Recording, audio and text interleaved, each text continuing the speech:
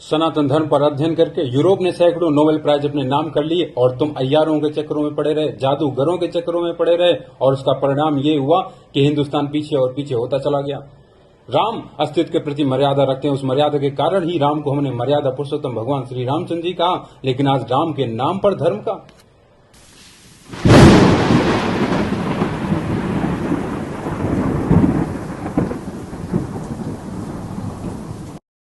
सनातन धर्म संपूर्ण वैज्ञानिक धर्म है। सनातन धर्म ने राम के कंधे पर बैठकर आकाश की हदों को पार किया। सनातन धर्म का तेज संपूर्ण ब्रह्मांड में व्याप्त है।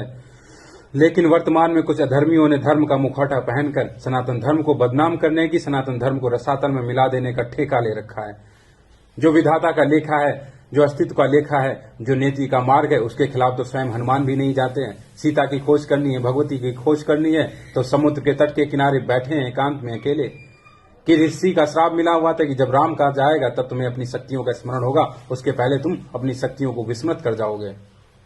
मेरा दाता मेरा बाबा बजरंगी, जिसके लिए कुछ भी असंभव नहीं है, जो किसी भी श्राप को मिथ्या कर दे, किसी भी वरदान को झूठा साबित कर दे, लेकिन वह भी जो है अस्तित्व के नियमों के खिलाफ नहीं जाते हैं। प्रतीक्षा कर रहे हैं कि जामवंत का समय आ गया, उनका रोल मिला हुआ है तो अब वो आएंगे और मुझसे कहेंगे का चुपिसा दे रहे हो बलवाना। तब मैं बताऊंगा, तब मैं अपने विकराल रूप में, महाभट्ट रूप में, महाबलवान के रूप में प्रकट हो जाऊंगा, अपनी सारी शक्तियों के साथ प्रकट हो जाऊंगा।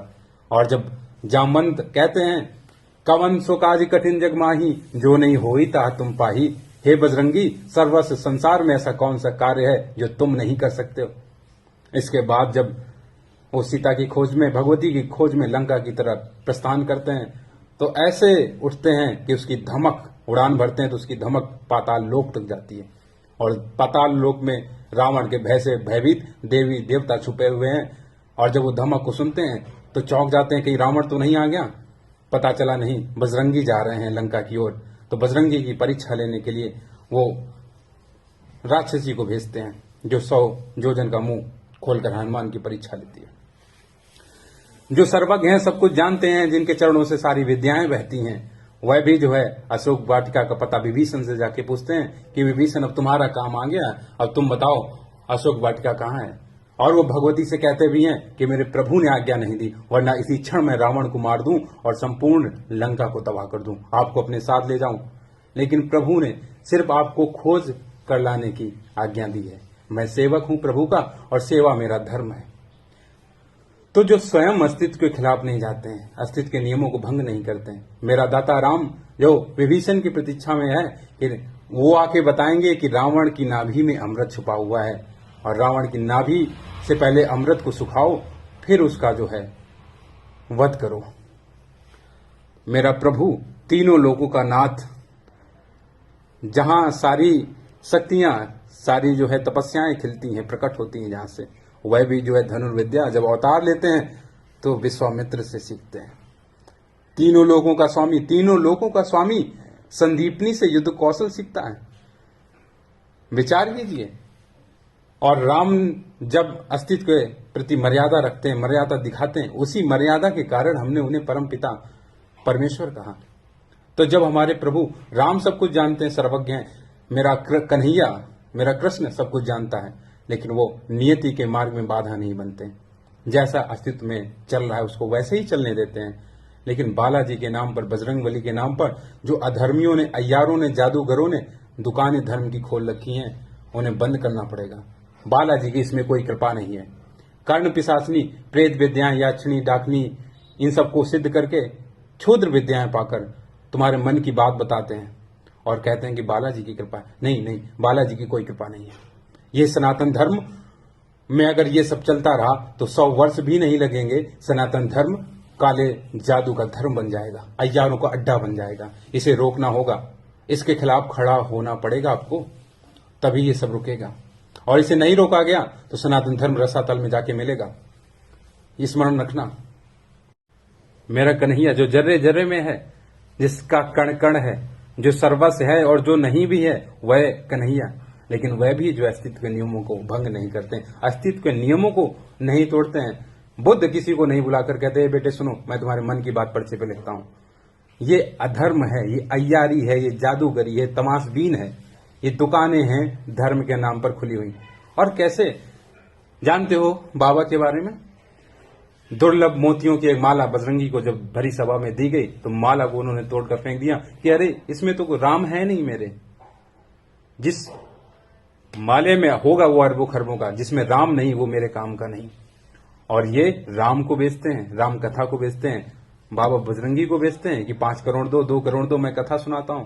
ये धार्मिक हैं, ये धर्मज्ञ हैं और अपने आप को धर्मज्ञ कहते हैं। कम से कम पहले के आदमी में इतनी ईमानदारी थी कि वो छाती ठोकर अपने आप को जादूगर कहता था। वह भी मन की बात बताता था, वह भी तमाशे करता था, लेकिन हिम्मत थी सत्य को धारण करने की और वो अपने आप को जादूगर कहता था। आजकल के जादूगर अपने आप को धर्मज्ञ कह रहे हैं, तुम्हारी आंखों के सामने ही हो रहा है। और तुम्हें ऐसे अय्यारों को और जादूगरों को अगर झूठा साबित करना है, तुम 20 दिन 30 दिन मेडिटेशन करो, अपने मन को शांत करो, दिमाग को विचार शून्य कर दो और उनके सामने जाकर बैठ जाओ। वो तुम्हारे बारे में कुछ भी नहीं बता पाएंगे, क्योंकि जो प्रेत विद्याओं को उन्होंने सिद्ध कर रखा है वो सिर्फ अतीत को बता सकती हैं। और अतीत को वो वास्तविकता तो ये है कि वो तुम्हारे मन की बात नहीं बताते, तुम जाकर स्वयं उनको अपने मन की बात बताते हो। तुम जब जाते हो इतने उलझन में, उहापों में फंसे रहते हो कि मैं ये पूछने आया हूं, ये करना है, वो करना है, और फिर वो सुनते हैं प्रेत विद्याओं के द्वारा, वो सब कुछ जान लेते हैं और फिर तुम्हें बता देते हैं। 2 मिनट बाद तुम्हारे साथ क्या होगा इसकी जानकारी वो ढोंगी नहीं दे सकता है। धर्म को बेचा जा रहा है, राम को बेचा जा रहा है। ठीक है, 1000 वर्ष हो गए हैं, आज 1000 वर्षों में ऐसी किसी भी पुस्तक को नहीं लिखा गया, ऐसा किसी ग्रंथ को नहीं लिखा गया जिसे गीता के पैरों में भी रखा जा सके। आज कितने वर्ष हो गए हैं इसी ढोंग के कारण। तोताराम बनकर बैठे हुए, चौपतिया चाट ली और बस सुनाए पड़े हुए, और उस सुनाने का भी, राम का नाम लेने का भी करोड़ों रुपए आपसे अटे जा रहे हैं। कोई झोपड़ी वाला, कोई गरीब गुरबा किसान मजदूर, उसके घर में राम की कथा नहीं हो सकती। ये कैसे धर्मज्ञ हैं कि 1 करोड़ में बिक जा रहा है। एक तरफ बाबा बजरंगी जो अरबों खरबों की माला को तोड़कर फेंक देते हैं कि इसमें मेरा राम नहीं, जिसमें मेरा राम नहीं वो मेरे काम का नहीं। और ये जिसकी कोई कीमत नहीं, उस राम कथा की कीमत लगाते हैं कि 1 करोड़ दो, बड़ा महंगा बाबा हूं, खपड़ी में जो है टावर लेके घूमता हूं, वाईफाई लगा हुआ है, सबके मन की बात बता देता हूं। अरे प्रेत विद्याओं को सीख के रखा है तुमने, अनादि काल तक पीप में जाकर सड़ोगे, मरोगे, और तुम सनातन धर्म को नीचे लेकर जा रहे हो। ईमानदारी दिखाओ, बालाजी को बदनाम करना छोड़ दो, कम से कम इतनी ईमानदार हो जाओ, इतनी ईमानदारी रखो कि कह दो लोगों से कि मैं जादूगर हूं, मैं अय्यार हूं, मैं प्रेतों का गुलाम हूं, मैं याकनी डाकनी का गुलाम हूं। हिम्मत रखो, तुम्हें उतने ही पैसे मिलेंगे जितने तुम अभी धर्म के नाम पर कमा रहे हो। धर्म को बेचकर कमा रहे हो तब तुम्हारी जादूगरी पर मिलेगा तुम्हें। धैर्य रखो, लेकिन धर्म को बेचना बंद करो। ईश्वर संपूर्ण स्वतंत्रता से भरा हुआ है और तुम भी स्वतंत्र हो। तुम यदि अपराध करोगे, पाप करोगे तो ईश्वर तुम्हारी गर्दन नहीं काटेगा। उसके नाम का दुरुपयोग करोगे तब भी तुम्हारी गर्दन नहीं काटेगा। इस समय संपूर्ण मानव सभ्यता के ऊपर बेहोशी के बादलों का तांडव मचा हुआ है। बेहोशी के बादलों के नीचे पूरी मानव सभ्यता है और इन बेहोशी के बादलों को खड़ा करने में इन्हीं अधर्मियों का हाथ है। इन अधर्मियों को पहचानो और समाज से उखाड़कर बाहर फेंक दो। ये जादूगर हैं, प्रेतों के गुलाम हैं, भूतों के गुलाम हैं। इन पर कोई बालाजी की कृपा नहीं। दिव्य दरबार उनके नाम पर लगाए जाते हैं कि 10 बार आओगे तब बालाजी इस चीज को नष्ट कर देंगे। क्यों बदनाम करते हो? बालाजी तो सर्वज्ञ हैं, परमपिता परमेश्वर हैं। एक क्षण नहीं लगता उनको किसी भी समस्या का अंत करने में, एक क्षण नहीं लगता है किसी भी प्रकार के दोष को समाप्त करने में। वह स्वतंत्र हैं और वह ना तो किसी के गुलाम हैं और ना ही किसी को वो गुलाम बनाते हैं कि तुम 10 बार आओगे तभी हमारी कृपा बरसेगी। नहीं, तुम पुकारो उन्हें हृदय से, वो तुम्हारी हर एक बात को सुनेंगे। हृदय से भरकर उन्हें एक बार पुकार कर देखो, संपूर्ण समस्या का अंत हो जाएगा। नष्ट कर देंगे वो हर चीज को।